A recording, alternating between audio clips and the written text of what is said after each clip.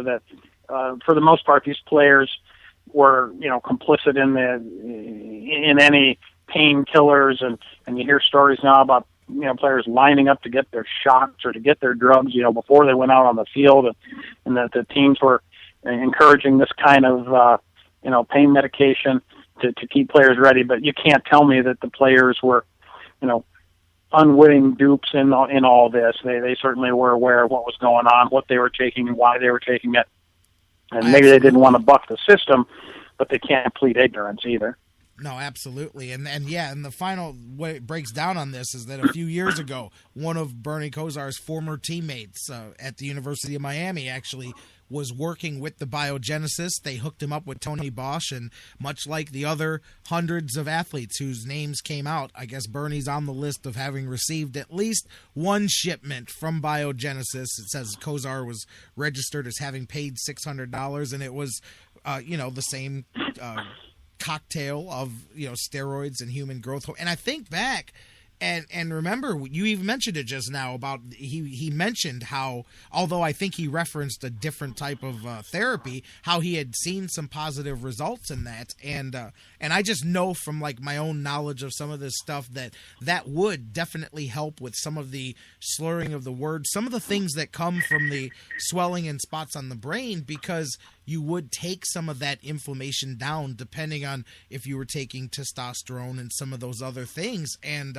so the thing that I found most jarring, I think, at the end of the article was the author in the book concluded, because they didn't know whether Kosar was knowingly taking testosterone or whether Bosch had actually just concocted this and said, here, take this, and that he was taking it, because that is against the law if he was unknowingly giving him steroids. So that was kind of the one point that they couldn't decide, was whether Bernie knew what he was getting into, and if he was, really, it's not the end of the world. There's a lot of people that do it not for health reasons, so that they can keep their six pack when they're 60 years old. You see the pictures of the guys in the newspaper. I'm 70 years old, and the guy looks like he just stepped out of World's Gym. So. But method that he went to try to alleviate himself of the symptoms, and the quote from the doctor, "Get back on the OxyContin," was like their way of trying to and keep him off of the painkillers at the time.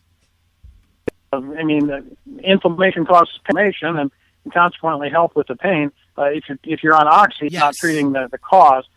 Steroids are going to reduce inflammation, whether it's So you're right about that. That's circulation in your brain. Certainly, steroids would be reducing it. Regardless about how legal that is or whether that's against their rules.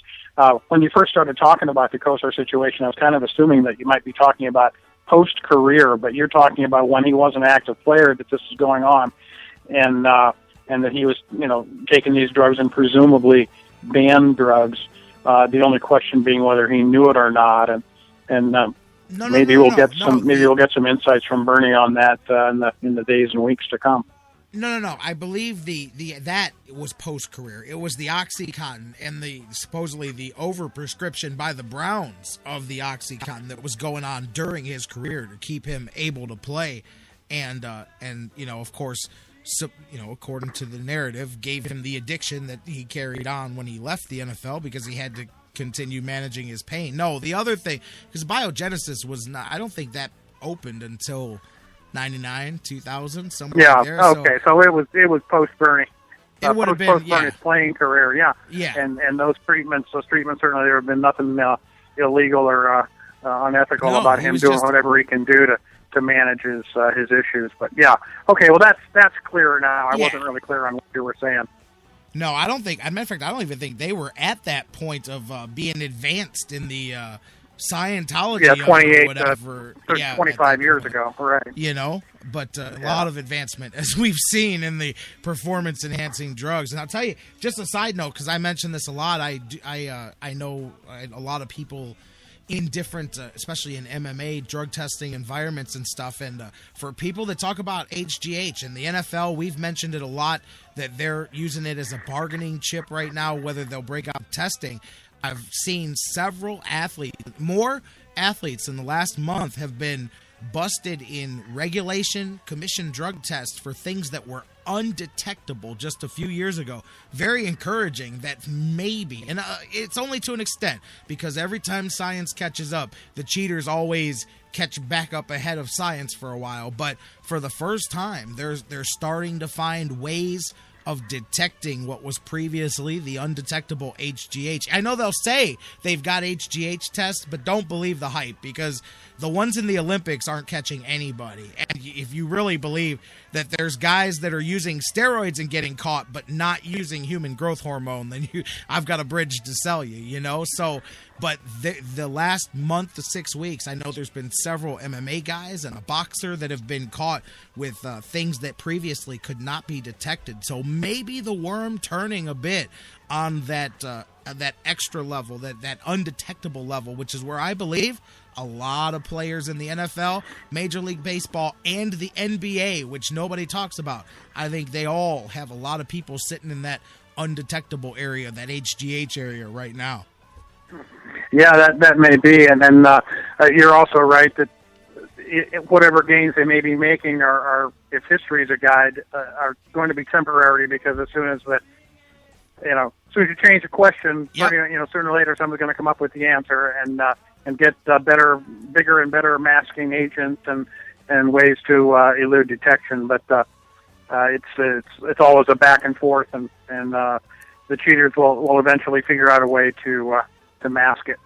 That's for sure. Like you said, man, once you got the answer, somebody changes the questions. Dan Wismar from the Cleveland Fan. I got some Earth, Wind, and Fire in the background, because September is coming. It's coming soon, and it's feeling good, man. You're going to have the winds of the beginning of Cavaliers camp cooking up, and you're going to have playoff run baseball and and the Browns all coming together, man. It's feeling pretty good to be in Cleveland right about now. Can't always say that, my man. Can't always say that. Yeah, you are right about that. It's always a great time of year. You had said something about the Buckeyes earlier. Yes. Did you have anything on that front? I totally forgot. I wanted to mention to you, Maurice Hall. Do you remember Maurice Hall? Oh, sure, yeah. The running back from the 2002. Yeah, absolutely. Scored the winning touchdown in the Michigan game, and yes, that's it. That was his claim to fame. He didn't have a whole lot of others, but he certainly had a big a big play, at least in that game. He wasn't used that much as a running back and struggled with injuries. But yeah, interesting, and glad to hear you're having him on. I'll make sure and catch that. He'll be on right before you, actually. He's going to be on the segment before you. He'll be on first hour Wednesday's show, and so I wanted to mention him to you, yeah, because he's gone on since then. Didn't really get anything going with it. Didn't get any traction in the NFL. I believe he was in camp for a year or two with the Chargers and then became a sportscaster, I think maybe down in your neck of the woods, but he went on to become an actor. He's been involved in quite a few different things now, and he's working on putting together, he's got a screenplay. He's looking to put out a movie here, but a lot of things he's done post-career. So, but yeah, I wanted to bring that up. Was he on TV? Was it down Columbus area? Was he a sportscaster? Is that it? Well, I'm not sure exactly. I'm not in Columbus area. I'm closer to Akron myself. But, I don't know why I have you. Oh, because John, I've got you confused. He may be working in the Columbus market right now, and I'll check on that. But yeah, interesting to hear what he has to say. And he was a good Buckeye. It'd be interesting to hear him on the show. Yeah, for sure. I looked him up, and I'm like, man, because we were going back and forth. He's like, yeah, claim to fame. It was actually back-to-back weeks. It was Indiana, I believe, was the first one, and then Michigan. But it was 2 games back-to-back down the stretch that he scored the game-winning touchdown. That was pretty much. Yeah, that's right. I remember Tressel always was sort of well known for saving a play or two for the Michigan game that he hadn't shown all year. And the play that Maurice Hall scored the winning touchdown against Michigan on was an option. They never ran an option with Krenzel, and just because he didn't have the feet for it and the speed for it. But they saved that play. It was a pitch right, and Krenzel rolled out, pitched the ball to Hall, and he scored the winning touchdown. It was the only time they ran the option, I think, all year long. There you go. Jim Tressel, baby. 2002, the national championship Buckeyes. Maurice Hall going to join us here on the show, and looking forward to that. Dan will be with us as well. That'll be Wednesday. Dan, until then, enjoy the Indians and the Twins. When you and I catch back up, we will be looking at the final leg here of this road trip. Sounds great, Jerry. Look forward to being with you Wednesday. All right, my man, Dan Wismar from the Cleveland Fan. You guys can always tweet at Dan at DWismar. We're going to take a break. When we come back, we're going to wrap things up. We're going to talk a little bit about the Cavaliers and more going on here with the Andrew Wiggins and trades. I've got a phone call that came in over the weekend about that. Don't go anywhere. We'll talk some Cavaliers, set the stage for the Tribe tonight, and so much more as we wrap things up on the Sports Fix. Coming up next.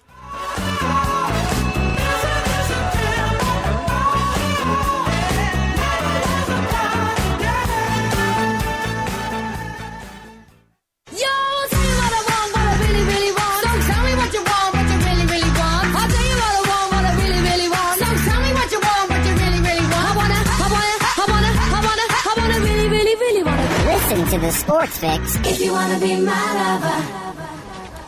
Hey guys, before we go to the break, I want to talk to you a little bit again about our good friends at Harry Buffalo North Olmsted. Of course, you know during Brown season, we're there each and every week. What a fun time it was last year. But not just that, so many more reasons for you to check out the Harry Buffalo today. The UFC, the Ultimate Fighting Championships, some of the hottest fights in the world today. Each and every one of their huge events. Harry Buffalo is one of the few places in Northeast Ohio you can go there and watch each and every UFC fight at the Harry Buffalo. And let me tell you, I've been there. The people are out the door. They are to the rafters. It is one of the craziest environments for some UFC fights. Wing Mondays, they've got great deals on wings and drinks, and every day of the week there's a different special, a different deal. And don't forget the Bison Burger, the unbelievable. It is the combination of a fantastic burger and eating healthy combined into one unbelievable sandwich. You have got to get a Bison Burger while you're there. So whatever you're looking for, whatever day of the week, Monday through Friday, Saturday, Sundays, there's something for you at the Harry Buffalo North Olmsted,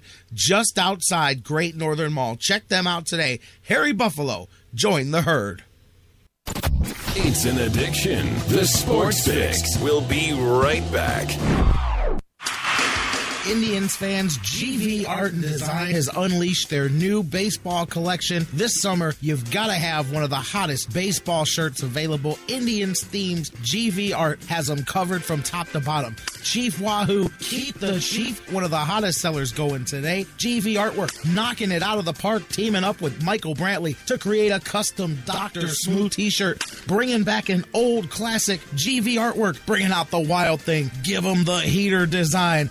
The Cleveland That I Glove collection continues to grow. New designs for women and so much more.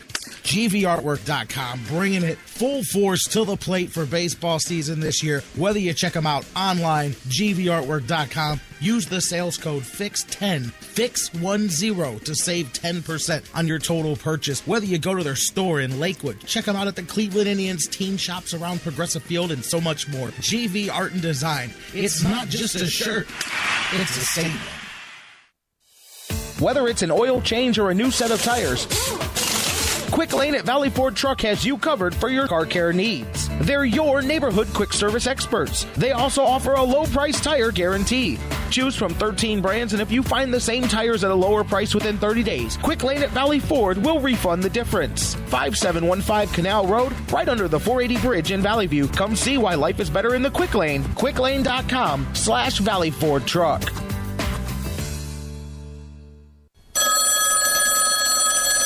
This is the Sports Fix. What is your name? I'm the dude. So that's what you call me, you know? That or his dudeness or duder or, El Duderino if you're not into the whole brevity thing. Dude, what do you want? Well, it's this rug I have. It really tied the room together. We are not a show to be swept under the rug. We are a show to be heard. It's the Sports Fix.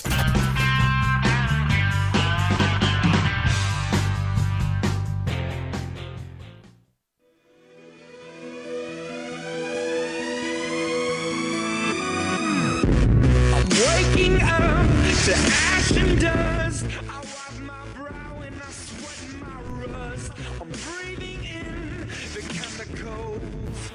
J-Rock, giving the Sports Fix a call here. It's your boy Ronnie Rock, your boy Button. As usual, I'm upset as usual. That's something Cleveland did because they're being dumb right now. There's rumors flying around, and granted they are just rumors. They're talking about Wiggins and a first rounder for Love. I know we want to win now, but I don't understand. I don't how you give 2 first-round picks up. Number 1 picks for Kevin Love. A man who has not been to the playoffs. A man who, if I do my numbers right, which correct me if I'm wrong, I could be wrong.